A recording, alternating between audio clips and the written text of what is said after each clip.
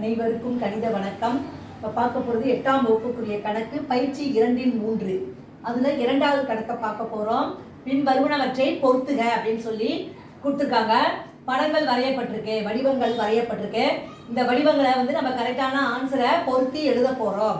முதல்ல இருக்கிற வடிவம் என்ன அப்படின்னு பார்த்தோம்னா இது கன செவ்வகம்.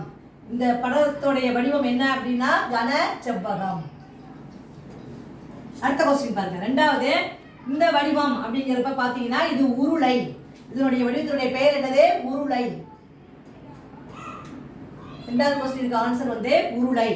மூன்றாவது கொஸ்டினை பாத்தீங்கன்னா இது இப்படி இந்த படம் மாதிரி கொடுத்துருக்காங்க. இந்த வடிவம் என்ன அப்படின்னு பாத்தீங்கன்னா சதுர பிரமிடு.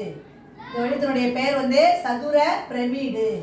மூன்றாவது கேள்விக்குரிய ஆன்சர் சதுர பிரமிடு. இது நான்காவது வடிவம் என்ன அப்படின்னு பாத்தீங்கன்னா முக்கோண பட்டகம். இந்த வடிவத்தினுடைய பெயர் முக்கோண பட்டகம். நான்காவது கணக்குக்குரிய விடை முக்கோண பட்டகம். புரிஞ்சுங்களா?